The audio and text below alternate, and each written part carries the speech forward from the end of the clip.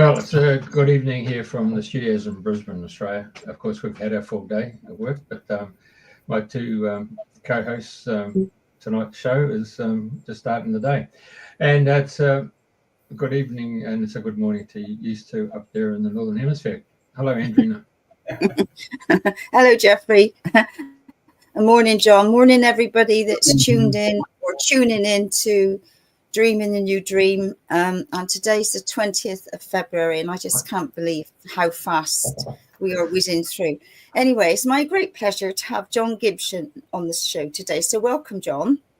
Thank you. And thank you very much for your invitation. You're very welcome.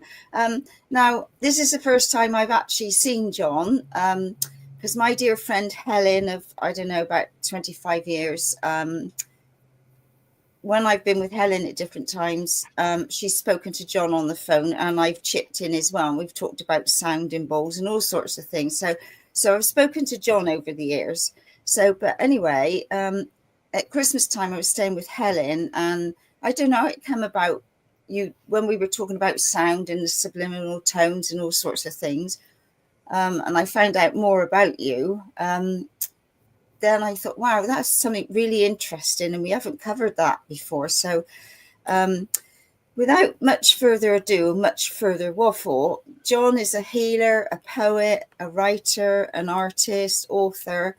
And I know you shared that when you were young, you had the ability to help others in different ways and allowing people to heal themselves naturally. So we've had quite a few conversations about this, and I know it's your aim to spread peace and healing through your work. So and I'd like to know more about the subliminal and all sorts of things. So without further ado, let's start at the very beginning. You're obviously born in Scotland. How did all these things come about? Well, in a nutshell. Probably started when I was very young, and I was born in the 50s, and in these days we all went to Sunday school, and you hear great healing works, and even at that age I felt this is something I would like to do. So I guess it always really remained with me, and it was something as I matured and became an adult I wanted to become more involved in. But I think the first thing is that if when you talk to someone and you can engage with them properly, that helps. And I think one of the first rules of healing is to be a good listener. And if you can listen well, then that not only helps you to understand the person, but sometimes it helps them to understand themselves as well. Mm. And again, that's why we come to the healing seed, the name that I chose, because healing is something that can grow within us. Unlike the biblical healings, which seem to happen instantly, healing normally takes time. It's a process. And as it takes a process to become unwell, it also takes a process to become better. So that's where it all really started for me from my young age, as it were. But as I grew older, I try to develop it, but of course when you're growing up you get involved in so many other different things in your life, so that was always kind of resident in the background, but as I got into my 30s and 40s I began to become more involved in actually healing properly. The difficulty is that some people have a barrier up when you talk about healing, and it makes them a bit nervous. They don't understand it. So I found over time it's better just to let people find their own way, and for me to maybe work in the background and help them through things like absent healing. But I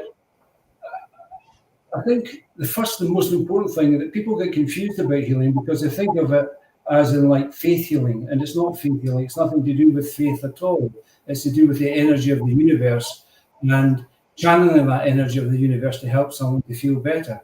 And it comes in many different shapes and forms. Sometimes it can be, if you're putting your hands on someone, it can come over as being hot, warm. Sometimes it's cold. It depends on the energy that's required. And every person is different, and everybody's got their own way forward in healing as well. So it's always interesting, but the listening, as I mentioned earlier, and most important thing, I think, to establish that connection so that you can move forward and help the person get better. One of the things, so that in my early days, I played in a brass band. And I think before I get to talking about the subliminal meditations, it is important to understand the journey, because my subliminal meditations are really based on the experiences that I've had through my life. And these are challenging experiences, because it's only through challenge that we actually find our own strengths. We can either rise or we can fall. And one of my first lessons I learned when I played in the brass band as a youngster at school, I went to play in the youth brass band of Scotland, which happened once a year. I was only 14, and I went for a week to St Andrews, and they audition you to see which band you're going to play in, the main band or the small band. And I got picked for the small band. I didn't think I was good enough to be in the main band, and so I accepted that. But I went back the next year, and when it came to the audition part, they stopped me, because they said, no, we're going to give you a different instrument to play because yours isn't very good. Now, the band I played with was an old brass band, and the instruments were all old and probably played terribly well, but I didn't know that at the time. So when they gave me a different instrument, I went straight into the main band, which was great. But the lesson I learned from that is sometimes we feel that we're not doing as well as we might, and we think it's to do with us, but very often it's nothing to do with us. It's just to do with circumstances, and it's learning just perseverance and keeping going and being the best that you can be no matter what.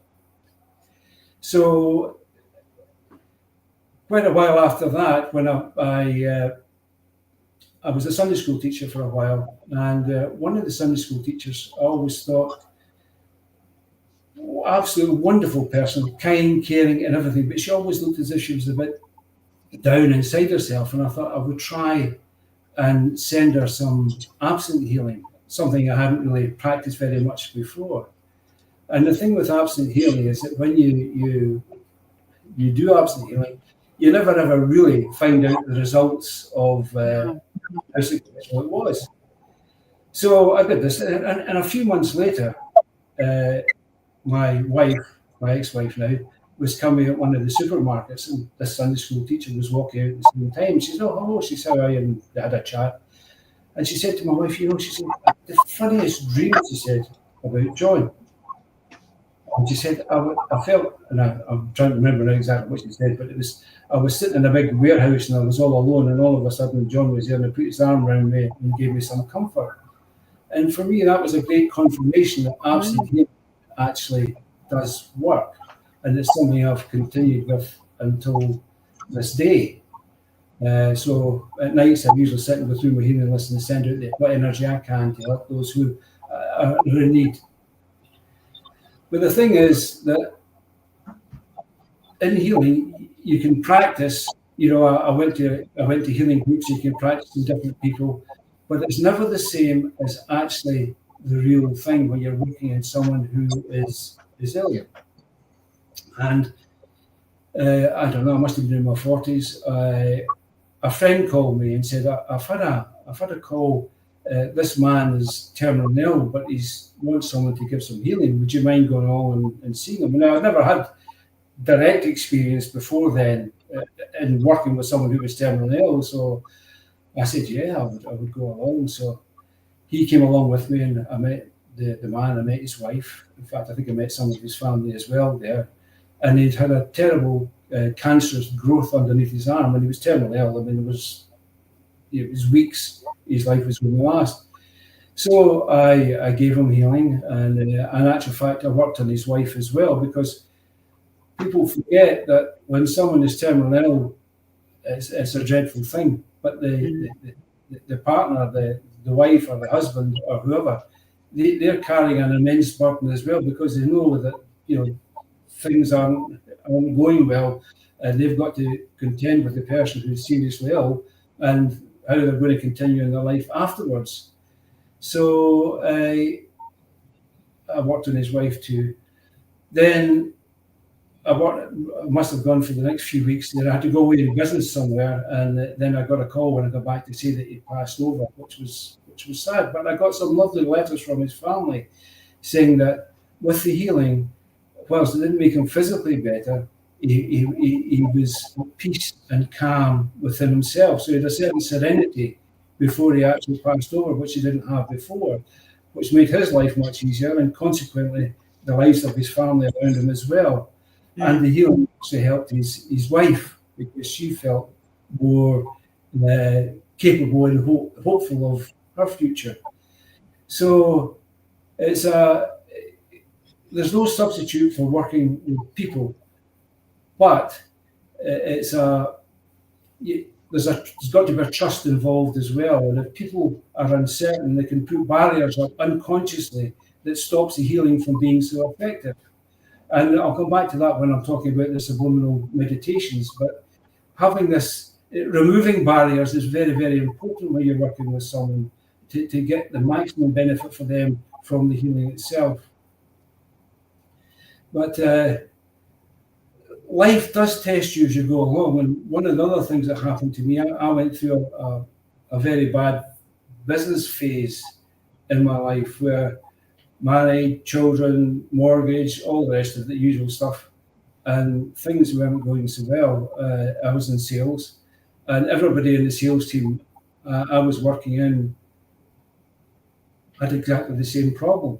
And as you know, misery loves company, and people talk about bad things, but everybody felt a bit better because everybody else was suffering the same way. But that doesn't solve the problem. It doesn't make life easier. All it does is it adds to that negative energy, if you like, that's feeding off this unrest, this unhappiness, this despair that people had. And I certainly felt despair. I've never felt it. It was a terrible situation to be in, and it was, I thought I was going to go down for the last time. Anyway, the same friend who had introduced me to the guy who I worked on for healing that was terminally ill, had a friend who was looking for someone to do some part-time sales for him, selling motivational tapes. And I said, well, I'd have a go. And I listened to the tapes, and they were American, not particularly keen on some of their things, but one of the tapes was called The Phoenix Seminar by Brian Tracy. And it was an absolutely fantastic tape. I listened to it and I thought, he was talking about things that I already knew, but because I was caught up in this despair, this terrible situation, all the things that I knew to be true, I'd forgotten about. So from that moment, I started using positive affirmations, and I had to really work on myself to get from this terrible situation into somewhere where I could feel relatively positive and make things happen again in my life. So one of the guys in the office had decided he was going to try a telephone canvasser, and it didn't work for him. I thought, well, I'll try that as well, even though money was tight and all the rest of it. So I took on this girl, and it was the best thing that I ever did. I went from being suffering with everybody else to becoming the top salesperson in Scotland and the north of England. And it was an incredible journey and an incredible experience, but it was based on me having to change my mindset. And that's why I'm telling this story, because mindset plays such an important part in healing. And if we can change how our mind works, then everything else kind of falls into place behind that. And it's such a dramatic and wonderful effect for me at the time, from going from the very bottom to being asked to talk at branch meetings and all the rest of it. And it was an incredible feeling. So from a healing viewpoint, mindset is so important. If you get the mind right, even though nothing can be done to help perhaps physically the person, it can still make their state of life a lot better, because they will feel more peaceful and calm and serene inside. I think that's the important thing. Another stage of my learning in healing was that as a child, I could never breathe through my nose. So breathing was always a problem for me. I was a habitual mouth breather, and that caused its own problems, but I never knew any different. That was just the way it was. Now, I trained in karate for many years and had my nose broken a few times, and that might sound like a dreadful thing, but it was one of the best things that ever happened to me in my life, because when I went to get my nose fixed, and things had moved on considerably since I was a child, because as a child I was in hospital 4 times where they tried to fix my nose, never made any difference. But this time, many years later, the surgeon said, well, we can fix your nose properly so you can breathe through it. And he did. And it was the most wonderful experience I have ever had. I don't know to take drugs, but when I was breathing through my nose, I felt this is just absolutely fantastic. And it made me realize just how important breathing is, because most people take breathing for granted. They just breathe and that's it. They don't realize what a wonderful gift breathing is if you use it properly. And because I had never had that experience before, it made so much of a difference in my life that it was absolutely incredible. And I just, felt I had to share it with the people around about me as well. And if you look at people, you'll see most people do quite short breathing. They're not filling their lungs, and consequently they're always near or in the fight or flight mode, which means that you're never actually feeling settled. So breathing is another part of the healing process as well, because when somebody starts to breathe properly, and if you bear with me just for a second, if you want to just try it yourself, if you just focus on me for a minute and just inhale gently. Imagine it's like drinking a really cool drink on a very hot day and you're savouring the mouthful. When you breathe in, just breathe in, savour the breath, and then just release it slowly. I always release through the nose as well. And it brings so much pleasure and calmness instantly to the mind and the body. So that was another stage of the learning about healing process. So peace is the first step to healing. If you feel peaceful and calm inside, then all these tensions that are going on in your mind and your body, they just disappear. And it allows the healing process to operate much better. So it's something, nothing's ever easy. And it's something, if you want to feel better, then it's something you have to work at. It's not like an overnight, it's normally, not to say it doesn't happen, it's not an overnight success, it's a process that you're in. Mm. So moving along from there. If I stop you there for a second. Yeah, sure. Yeah, John. So what I'm gathering from yourself, there's 3 components to this. There's yourself being in a healthy state of mind and balance, and then the individual that you're going to be doing the healing to break down the barriers. But am I also listening to the fact there's a 3rd component, and that 3rd component is the family or the network that's around that individual who's getting healing, because they see that individual who's going for healing, their perception, their picture of that individual may not have developed, is still in a negative frame, hasn't been transformed into a positive. So you actually, when you go and do a healing, you're actually looking at a broader spectrum of not only the patient, but the whole. Very, very important. I guess it's a bit like when I was talking about the work environment where misery loves company. When someone is severely ill, then the family obviously is very concerned and they talk about it, and they feel very, very strongly for the person who is ill. But in a way, there's no easy solution to it, because you can try to be uplifting to the person that's ill, but it may not necessarily work because they know the situation that they're in. And it's got to come from somewhere inside and deeper than from an external source. But the family that are around about them, if they feel better without forcibly trying to make the person feel better, their energies change, and that changes the energy in the room as well. So you're absolutely right, Jeff. That's a very, very, very good point. So they end up projecting their negative thought patterns of the individual, saying, "Oh, yeah." In fact, you very succinctly hit the nail right on the head, because healing is just about energy. Everything in this universe is energy. We're just moving at different vibrational rates, that's all, and we look solid and all the rest of it. But if you can soothe that energy then it soothes the person, it soothes their energies, and then who knows what can happen from there. But energy is the key thing, and if there's a positive energy, then everything starts to feel better and become more positive from that. Mm. Yeah. So then we go to the movie Sleeping with the Enemy. Well, you see, I talk to people about healing, and very often they look at me with a blank stare in their face. You picked it up straight away, which is great. So, yeah. So, my wife and I separated, and I went to live in Tenerife for a while, and I met the person that became my partner there, or ex-partner now, but partner for a long time, and she encouraged me to paint. I wouldn't class myself as a painter, more of a splasher, but also along with that is words, my poetry. She said you could put the two of them together, which I did. She was a Helen as well, by the way, Andrena. Oh, was she? Say no more. Well, yeah, it's a family name.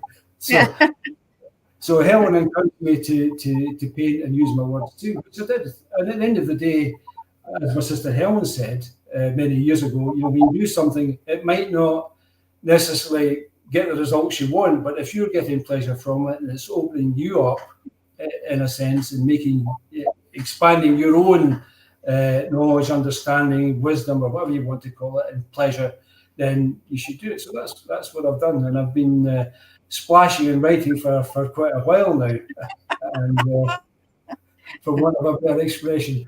But it gives me a great deal of pleasure, and I love colours. I think colours are so important, and the colours again are like vibrations. And if you surround yourself with vibrant colours, then it just picks you up, doesn't it? Yeah, definitely. You have to go to London, brother. Go to London, and you see the colours there, grey and black.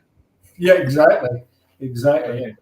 Yes. I mean, how do you, as a healer, how do you go and transform the concept that Australia see as the pommies is whinging, and they just go on, and they just drone on. How do you transform that energy into a positive, can-do nation? How does that work? Send us some sunshine.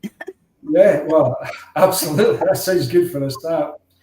I think the thing is that what I've learned is that you can't change people, no matter how much you want, and you can offer to help, which I have done. And help people, but a lot of people,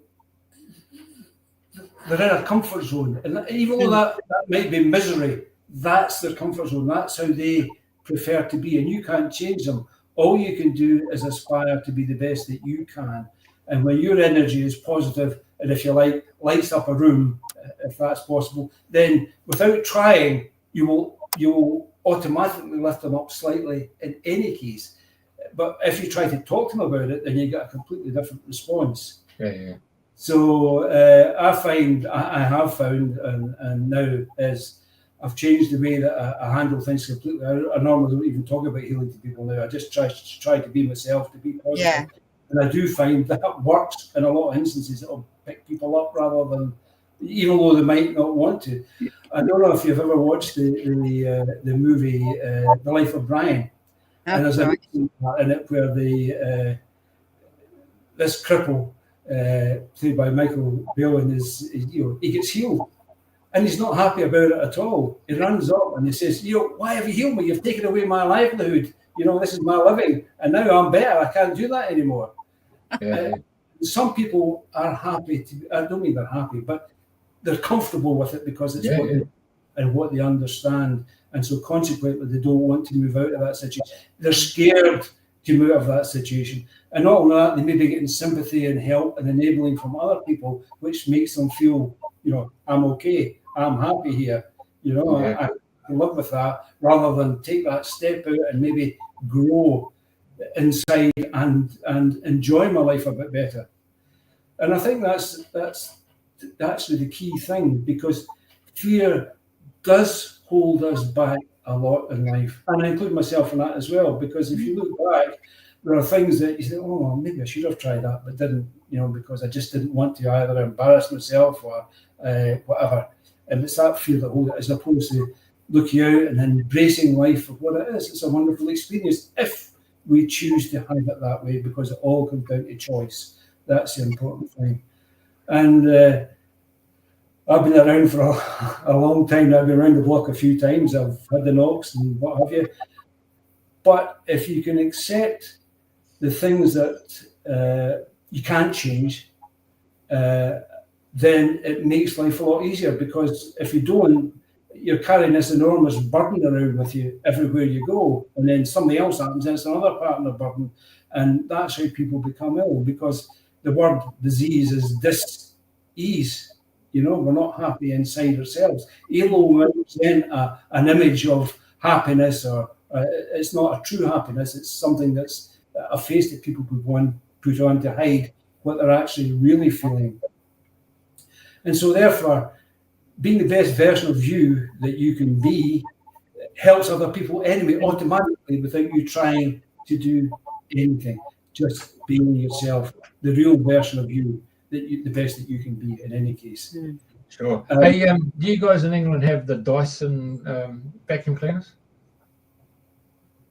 What's a vacuum cleaner? Dyson. Do you have a Dyson vacuum cleaners over there? Yeah. Hey, okay. Well, you know, John is, the way I see John, and I'm hearing him, it's so profound. But he's I feel he's like the old door-to-door salesman selling vacuum cleaners. So he comes in like a vacuum cleaner. He goes into that whole room where all those people are in their little negativity, and they're doing their little, oh, he healed me and all that stuff. You go in there as a vacuum cleaner, and you just you suck all that stuff out of them, and all of a sudden they just got to visualize themselves being perfectly healed. That's your job. You're the vacuum cleaner, you know. And if you're in the farms, you'd be the guy who's the shearer. He cleans up all the dags, you know, from the sheep. Yeah. It's people are always fascinated, because everybody's always got their own story, no matter how they look or whatever. One of my favourite written pieces is the Desiderata, and it talks about people, and that everybody has got the story, even the dull and ignorant, they too have the story. And when you hear a person's story, then you realise how they got to where they are. And I think that the problem is, especially with modern medicine, they don't look at that at all. They just look at what's in front, and they're treating the symptoms rather than the problem itself. And most of the problems start inside, in the mind, in the subconscious, or through the heart. And if you think of the human body, the human mind like it's a computer. Basically, it's got a computer program. And in computer programs, you get bugs that come up that cause problems. And someone comes along and they clear your computer, the computer works fine, then it starts all over again. The human mind, unfortunately, doesn't work like that. It keeps these bugs and it builds up and all the rest of it, and it takes time. And it's only when that person has the desire to make that fundamental change in their life, to let these things go and to allow that positive energy into their life, can they actually start to recover. Do a defrag and reboot, yeah? So, yeah, it's something I could talk about for a long time. But so that's how I did my, started off with my art and my philosophical words.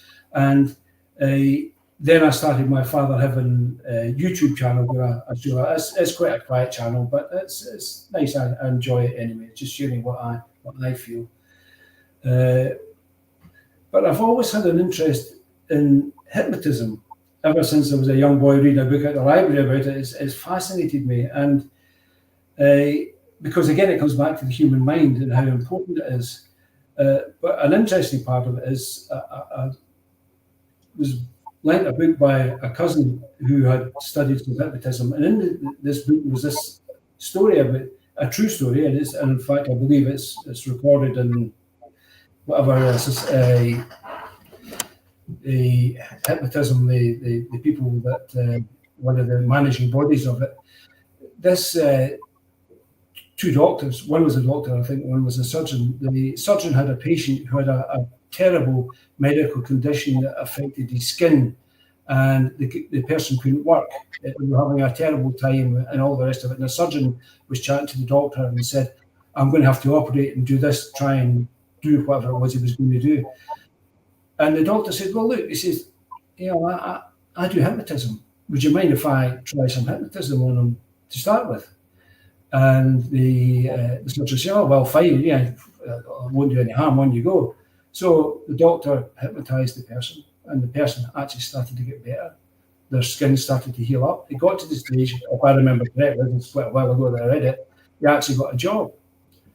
But he was still continuing with the hypnotism to help him to maintain this positive attitude and approach. Then the doctor met the surgeon again, and they were chatting, and the doctor said, oh, the guy's doing so much better because of the hypnotism. And the surgeon, whatever it was, he said to him, said, that's absolutely impossible. It's not just possible for that to happen. And that put doubt in the hypnotist's mind. And as soon as that doubt appeared in the hypnotist's mind, the person who he had been working on, their health started to decline again to go back to where it was before, meaning that the energy, it was as much to do with the person that was trying to help as it was to do with the person who was being helped. And so what goes into our minds, whether you're a recipient of healing or whether you're trying to help a person or not, is very, very, very important, because that ultimately affects the end result. So hypnotism's always been one of these things that I was interested in, but that's what eventually led me to my Subliminal meditation channel. Then my partner, until we moved back here, was we're taking driving license, and it was taking a bit of time to pass our test. I don't think driving instructors are the way they were when I learned to drive. It seems to be so different nowadays, and consequently it badly affected her confidence, and she'd sat her test a few times and something, a really hard time of it and what have you. And she likes to research YouTube and things like that. We came across this Subliminal channel, and she says, you could do that. And I thought, well, I could. Yeah, I think I could. So I gave it some research and I produced my first Subliminal back in April 2019, which was for a driving test. Now, she listened to the Subliminal. I mean, I went out with her. I was an experienced driver, so I sat beside her when she was driving and all the rest of it, and could see what she was doing. And I could see that she could drive fine, but with her confidence, it was a problem. Well, she listened to this Subliminal meditation for about a week, constantly in the background. And I was out with her again, and I could actually visibly see the difference in her driving. Wow. She was not overconfident, just confident and more precise in what she was doing. So she sat her test again. I can't remember how many times she sat her test, but the driving examiner took her completely much harder than any route she'd been on before, asked to reverse and park in a busy street and all the rest of it, which she'd done. And then she came back round, and they were sitting out in the car park, and I went out, and my heart was in my mouth wondering what was going to happen. But anyway, she passed the test. And obviously she was ecstatic at the time because her confidence had grown through the Subliminal meditation. That was the proof, a bit like the absolute healing to start with for me, that it actually really did work. So that's what started me on my Subliminal meditation journey. Now, for those who don't know about Subliminal meditations, it's a bit like when I was a child, if we were ill, my mum would give us medicine, and medicine these days always tasted terrible. But what they would do is disguise it with sugar, so it tasted all right. Well, a Subliminal meditation is a bit like that, because when a hypnotist works on a person, they've got to break down the barriers of the conscious mind to access the subconscious mind, and that can take time, if it works at all for that matter. Whereas with a Subliminal meditation, it goes straight to the subconscious mind. So within what there is a background sound that you listen to, which could be rain, it could be music, it could be whatever, it doesn't matter. It just blends into the background. And within the Subliminal meditation are the positive affirmations and the positive suggestions. So you listen to the Subliminal meditation in the background, either in your kitchen or in your living room or when you're sleeping at night or whatever, it doesn't matter. And all the time, it's these positive suggestions and affirmations that go into your subconscious mind. And then, obviously, the effect starts to happen and people feel better. Some of the comments I've had from people were that they actually feel it very, very quickly. Now, there's a specific reason for that, because when I do a subliminal meditation, I don't just treat the condition that they want help for. Because of my experience about the breathing, about the peace, and all the rest of it, that forms a big part of the subliminal meditation as well. So very often when they start listening to it, they feel peaceful and calm, or they feel a peace and calm they hadn't felt before. And that's the foundation, that's the bedrock of the healing process that the subliminal channel does, or should do for them in any case. So, and more recently, I talk about the subliminal meditation having a background sound. It was in my mind that perhaps that a background sound might not even be necessary. It would be interesting to try a silent version. And the reason I say that is it comes back to the energy thing, because in a subliminal meditation, when you're listening to a background sound, you're not hearing the physical sound of the words. So in order for them to have an impact on your subconscious mind, it has to be the energy of the words that work. And on that note, I should add that we've had comments from people who are not native English speakers, and they say that the meditation works just as well for them. And so therefore it transcends language, because a physical word, the meaning of a physical word, the meaning is the same in any language. It's just the physical word that's different. So if the energy is there, then it does the same job no matter what language the person speaks. But I did create silent versions, and they've been very popular and successful as well, and which is great. Because I spoke to you about this, didn't I? Because yeah, like this week, I don't know whether you can hear, it's absolutely hammering down at the moment. No, it's pouring. It's so anyway. I don't know if you can hear it, but yeah. And I'm saying to you, you know, I played this silent, and I said, well, how do I know what's happening if it's silent? It was like it was a different experience for me. So like you were explaining, like the sounds were still going through, even though I couldn't hear it. Pick it up. Yeah. Can you hear the rain here? No. Really? Wow. Anyway, I'm not going out today. Quite late too. Yes, it's fascinating, because it's like an exploratory journey for me as well, because this is something that I've been working on since 2019, and being older, obviously, I've got a lot more life experience than some of the people who are listening to the meditations, and if I can use that to help them, and I hasten to add, it's a free channel as well. I mean, there is a subscription part for more specialized subliminal meditations, but the health ones are all free. That's the desire, is just to help someone to feel better, to get well. Are we going to play any, Jeff? Are we going to, for people, because not everybody is aware of a subliminal tones or meditation, so it'd be nice to give a little example, but carry on. I haven't sent Jeff any of my subliminal meditations. He's only got my smart ones, But the easy thing is, if you just think you're listening to that rain just now outside your home, well, that's one of the background sounds. So if you think you're listening to that rain right now, there could be positive suggestions and affirmations within that rain sound.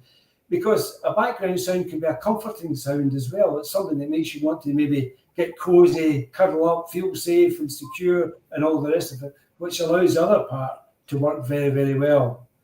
It changes the mind. Again, it's fixing this computer programming that's in the mind, the one that tells us maybe we're not good enough, or maybe it could be this or it could be that, or I can't run, or I can't walk, or I can't breathe properly.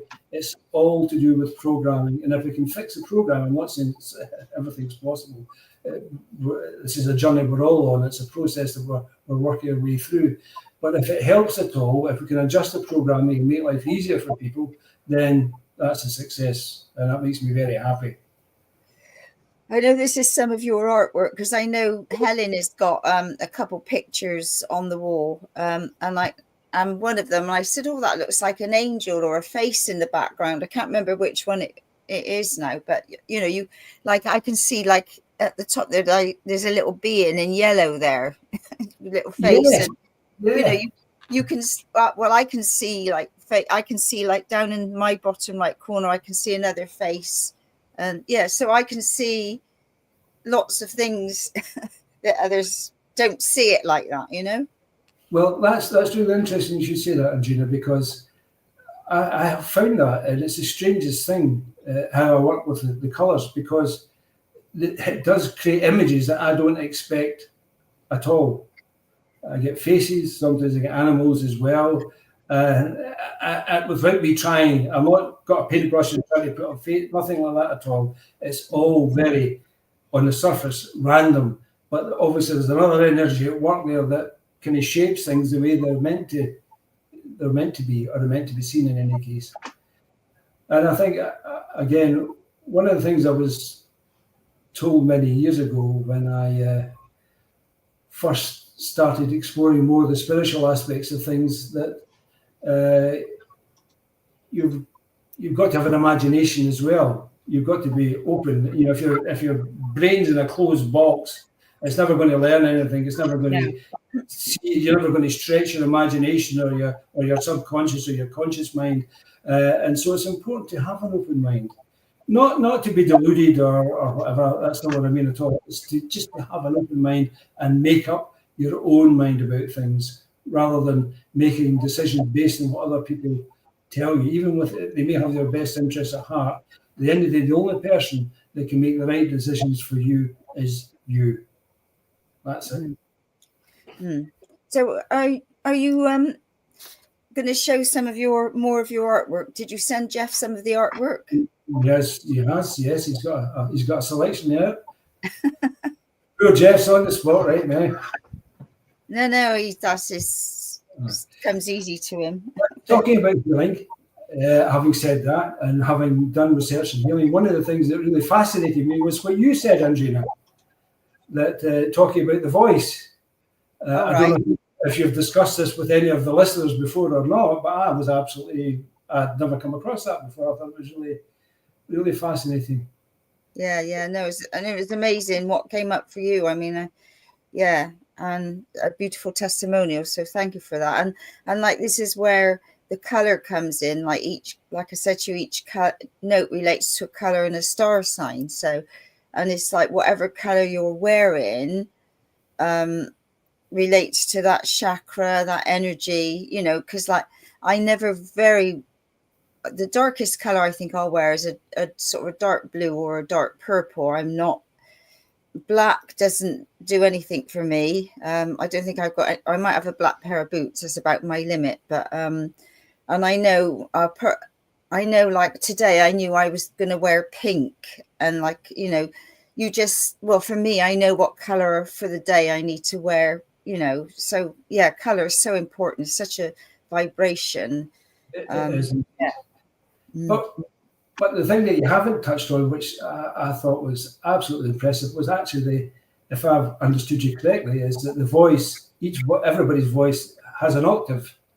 All the notes of an octave there, and some people have them missing. I had one missing as well, as you pointed out. And you can work on to improve that, because that also affects your general good health too, doesn't it? It's like your voice print, isn't it? Yeah, it is. It's absolutely fascinating. There are so many different types of feeling available, and it's not one size fits all. It's finding the right thing for you. Yeah. And you have to be comfortable with the person that's working with you as well. That's so important. If you feel bad, well, it's never going to be as effective. Yeah, because I spoke to you about something, or somebody saying something which didn't make a lot of sense, and so we discussed that. But well, that's the thing. For me, and it's just what I believe in anyway, that if someone says they're going to help you and excuse me, they try to help you, but you go away and you're not feeling any better. In fact, sometimes you might feel worse. Then there's something missing in the process somewhere. You should always leave feeling at the very worst, no worse than you were when you went in, and hopefully feeling a lot better than you did when you went in. That's what it's all about. Yeah. When your spirits feel a bit uplifted, then everything else feels that much better. Yeah. And I know when we talk about healing, like in the past, you know, we'd sit people down and just put your hands on, or you lay them down, or whatever, which is still lovely to do, because I think, you know, the comfort for people when you put the hands on their shoulder is just so important. And I know now with the energies changing and moving so fast, we can be in a room with a few people, and, you know, you don't have to think, oh, I'd love to give them some healing or anything. You know, our energies are moving and shifting. It's happening naturally. Just being in our presence now, healing is working on many, many levels, isn't it? That's what I find now. I don't have to go and, you know, I just allow whatever to happen when it happens. But when you talk about the breath, I remember, like, when we had our funeral business, you know, one of the important things to sit with somebody dying was to match the breath. And that was so important, that you were in harmony, you know, sort of at the end. I don't know if you obviously, which not a lot of people are aware of, but it's, that's another important thing. Is like, people don't really want to be with people when they're dying. No. And that's the most saddest thing in the world, because like I've sat with, you know, in the past, lots of people that have been passing over, and to sit with them and hold that space is the greatest gift. Just to be there, and, you know, and I can remember a person having fear, and I said, don't worry, you're going back home. It's going to be a massive party when you get over there. You're going to be surprised who's going to be there, like, you know. So instead of taking out the fear, you know, again, it's so important. Yeah, absolutely right. And this is the thing. A lot of what we do in life is fear-led. Doesn't come from a positive. Most people are afraid of death because they don't understand it and they're scared of it. But it's all going to happen at one time or another. And so if you take the fear out of it, then that transition from this life to the next is so much easier for the person. They feel comfortable and happy to, well, I say happy, they're comfortable to go and hopefully feel a certain serenity. But there's a point you made earlier, which I think is very, very important, and I think especially true today, that touch in healing should never be underemphasized, because there are many lonely people in the world today, I think more so than ever before, because of the structure of society, and that if they, and providing it's done for the right reasons in the best possible positive way, a hand in the shoulder, at least there's a physical connection there, and someone knows not standing on their own. That's so, so important. It should, as I say, should never be underestimated, the power of the human touch. It's very, very important. But I think subliminal meditations, I think there are so many different aspects to it as well. I mean, the thing is, people, for example, that play in teams or, you know, sports and things like that, there are so many opportunities to improve how things work on a subtle level rather than on a direct level. And subtle can sometimes be much more powerful than the overt method. At least that's what I think anyway. Yeah, it's important. Right. Jeffrey, have you got any pictures to put up? Or you put those up? Is there any more? I mean, you know, what is it? Watercolors you use for your splashing? Acrylics. Yes. So, but with lots of water as well. Right. Yeah. Because the colors are all lovely, aren't they? They're These are video ones, so these are actual subliminal. This is my most recent one. There's no sound. Hold it up. No, I'll turn on the sound. Right. Well, that's nice, John.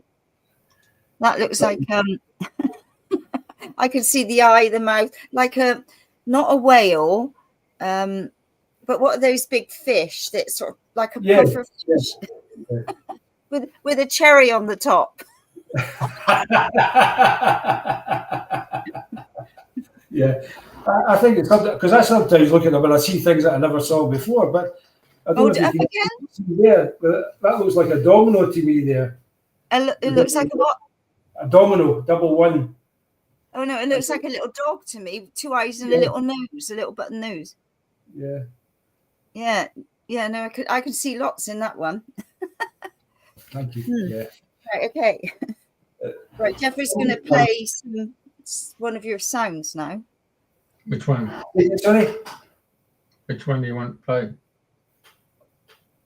Which one of these do you want to play? Which is your most popular? Oh, sorry, Subliminal.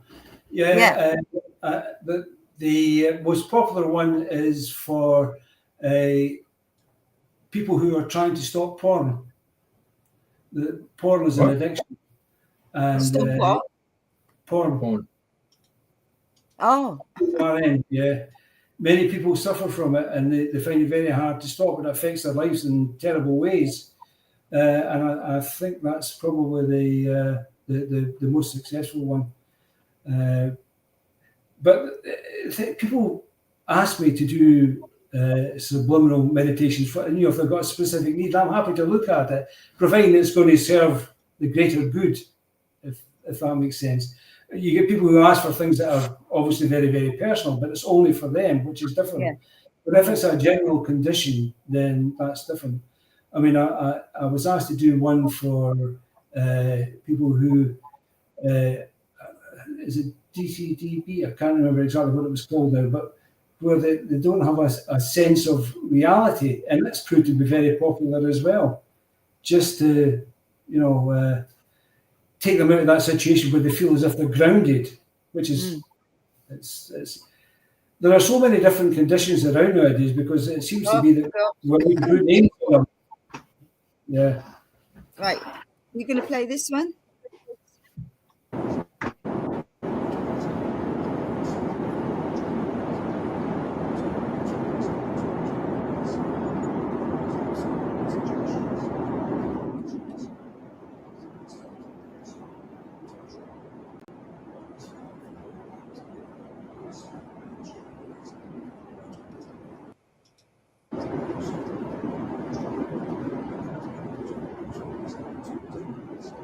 It's funny seeing it being played back on the screen. Light language on there.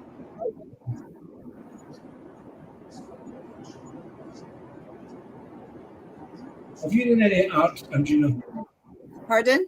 Have you done any art? Do you do any painting? Well, I got a row up there, and I'm not sure. I've done a bit of sacred geometry and leaves that I've picked up, and I'll send you some pictures afterwards. But that would be great. I'm not an artist as such. Oh, well, welcome to the club. I can't sit here drawing houses and people, but I love colour, so mine's all about colour. So so no, I enjoy it. I mean, I've got a table set up over there and I love working with glitter and colour. I think I might have been a magpie in a past life because anything to do with glitter. And I've come back yesterday. I went for a little walk and I came back with a load of little tiny fir cones, and I've been spraying them gold and silver. I don't know what it is about. You should see. I got a basket with all these beautiful fir cones in. I just love fir cones, and so I don't know what that's all about. I'll have to look into that. Well, I don't know if you know or not, but with fir cones, something I discovered when I was in Tenerife, I never realised, but if you put water on it, it closes up. If you take a fir cone, it just it opens up when it drops its seeds. If you put water on it, it closes. Even when it's dead, it closes back up again. Yeah, it's fascinating. What about you, Jeff? What are you? Are you interested in healing at all, or art? Oh, healing, yeah. But you talk about you keep your mouth shut, so you don't go and get on the soapbox and talk about it. So I learned that 30 years ago, and you walk in the room and you just intuitively read the room. Yeah.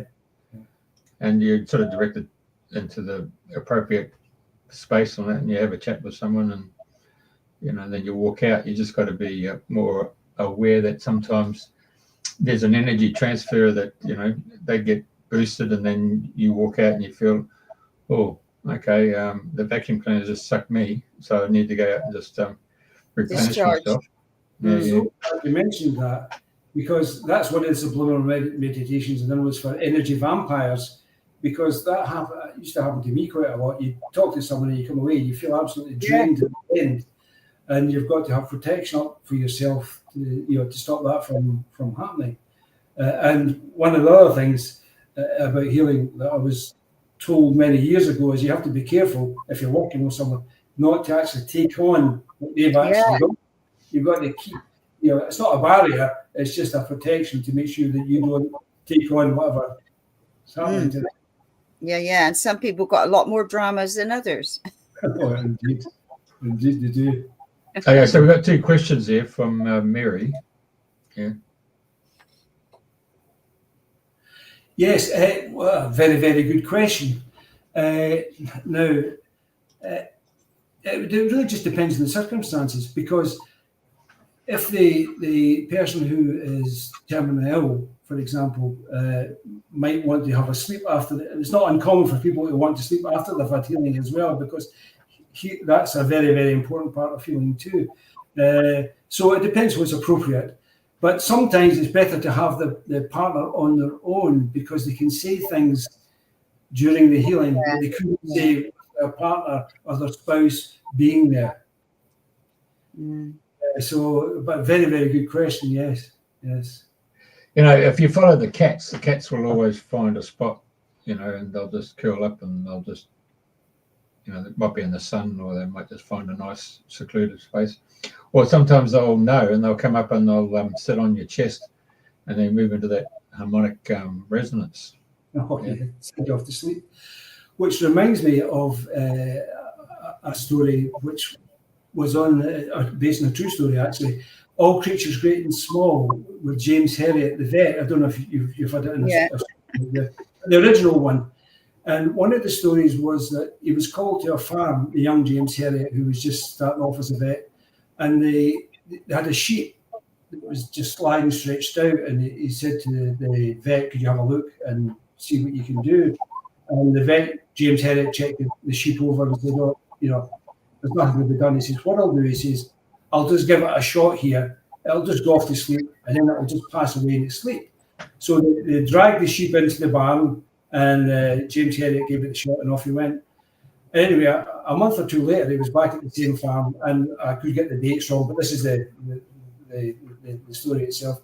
He said, did the sheep pass away? And the shepherd said, no. And the farmer said, no, it didn't. He says, after I had the sleep, I got up, it was fine. It was the sleep actually helped the animal to get better. And so one should never underestimate the power of a good sleep. It heals itself. Yeah. Okay, here's the second question. Yeah, sorry. All right. No, that's an old school of thought, yeah. Well, I think it very much, again, depends on the situation and the circumstances of the person that you're working on. But to me, 10 minutes is a bit on the short side, because in order for a person to relax, even although they might feel they're relaxed when you start working on them, most people will still have, if it's the first time you're working on them, as an example, have a question in their mind about, well, how's this going to be, what's going to happen, and they're not sure. So it takes time for them just the energies to settle, and then let the healing energies flow in. So I would think 10 minutes would just be a bit on the short side. I would think anywhere maybe between 20 minutes to half an hour to an hour, depending on what needs to be done.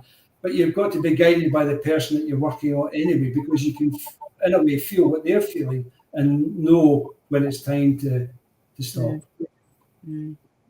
So bottom line is, you can, do you ever go and ask, do you wish to be healed? Do you ever go and challenge them by saying, do you wish to be healed? And do I have your permission to heal you? I mean, that's two very potent questions, yeah? That's a very good question.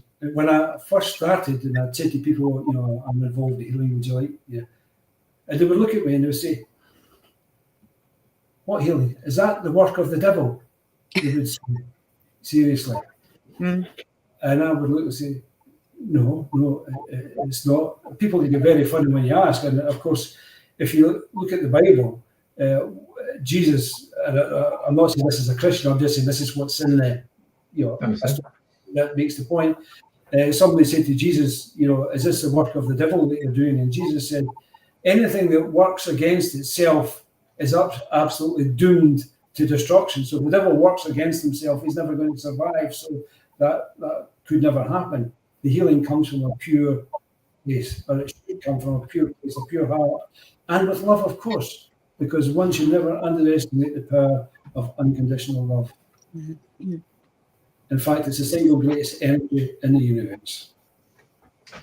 Now, I'll take you on board on another journey. So I was 7 years in the surf lifesaving movement. So one of the things you have to do is in the morning is read the surf. So is the tide coming in, going out? Is the wind coming offshore or onshore? Is there a gutter? Is there a swell that's ripping up the beach? Is it a dumping wave, or it's just nice and calm? The next question is, if someone gets into difficulties, you got to then ascertain what methodology of rescue that you're going to apply. So a torpedo buoy with a surf ski, you're going to get that big old wooden boat and get 8 blokes to come and shift that big boat, and in the meantime they've just gone and drowned, or you're going to get the rubber ducky and go there, or you're going to get on the walkie-talkie and get the helicopter to come out, or the jet boat.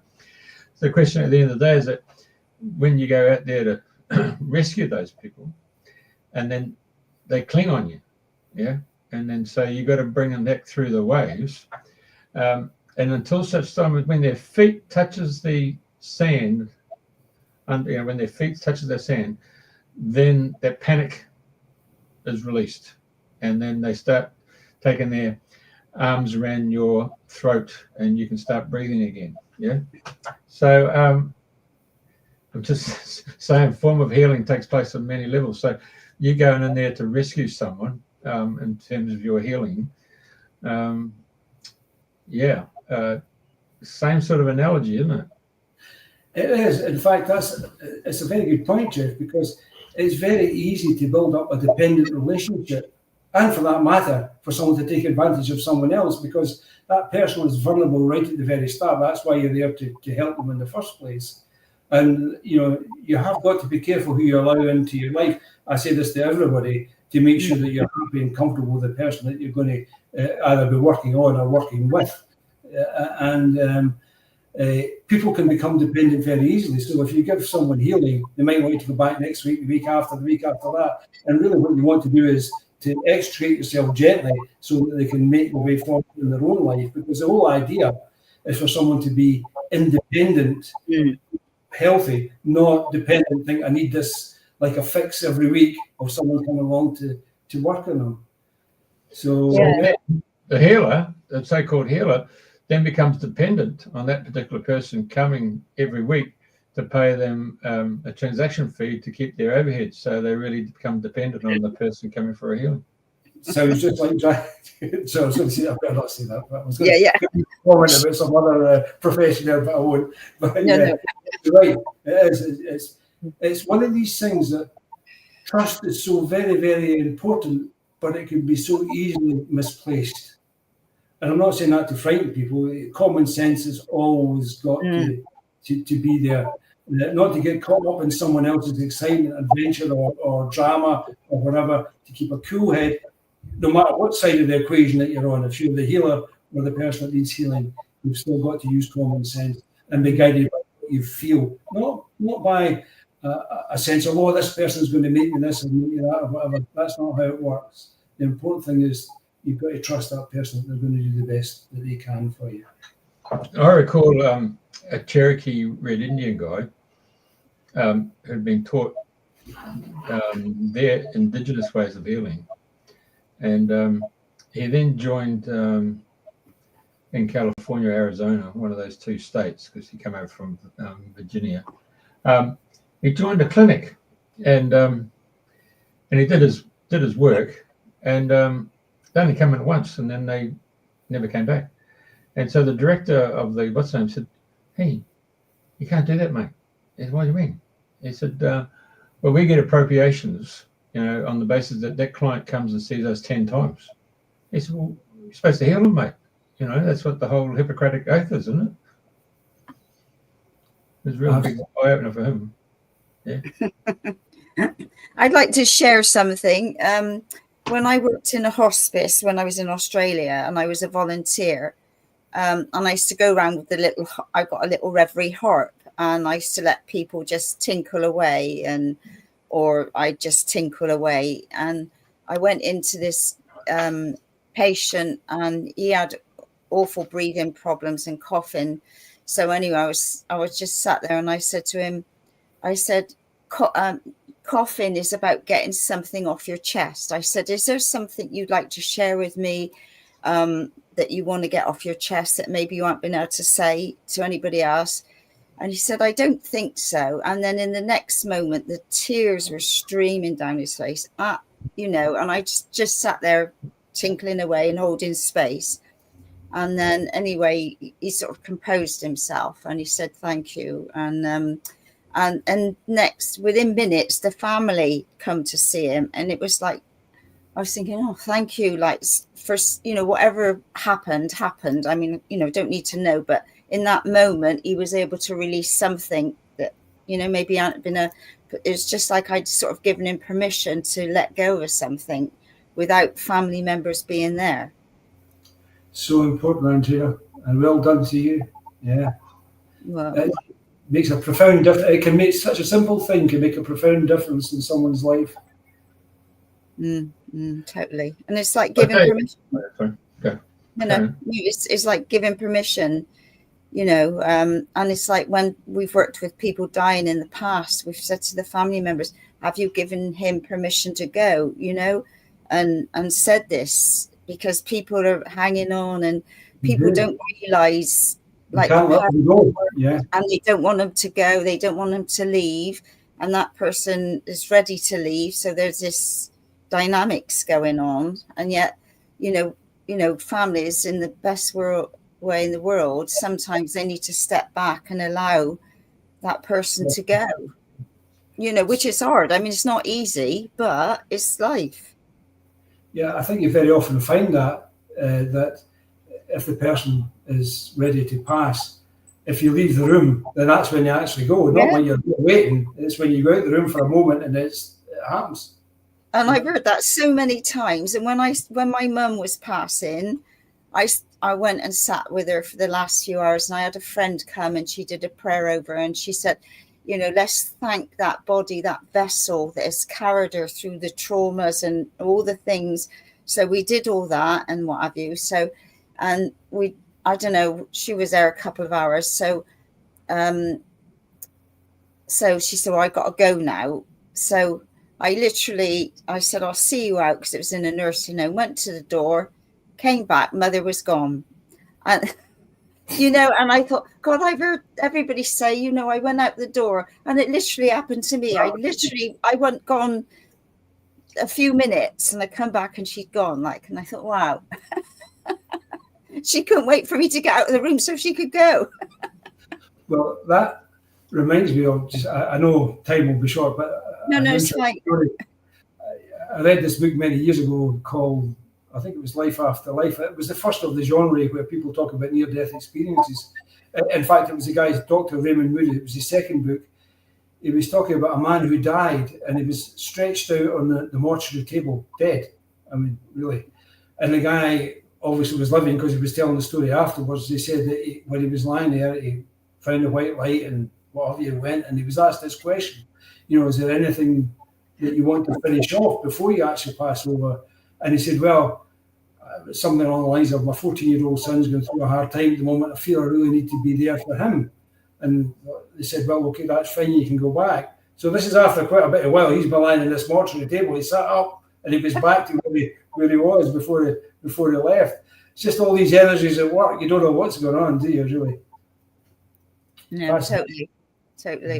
Yeah, because I remember being in intensive care with my mum, and our family did rotating shifts, and it was midnight, and my dad and I finished up, and I stood at the door and I said, "Okay, Mum, you can go now. It's all right."